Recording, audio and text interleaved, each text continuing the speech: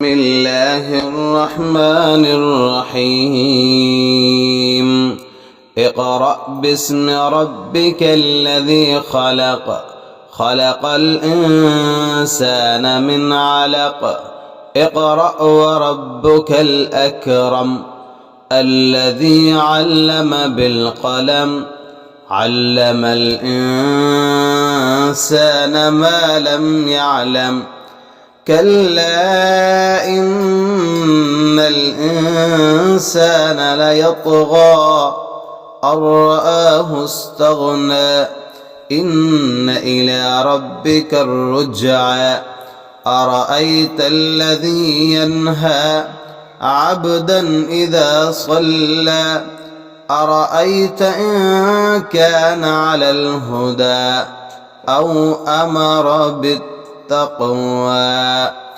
أرأيت إن كذب وتولى ألم يعلم بأن الله يرى كلا لئن لم ينته لنسفعا بالناصية ناصية كاذبة خاطئة فليدع ناديه سندع الزبانية كلا لا تطعه واسجد واقترب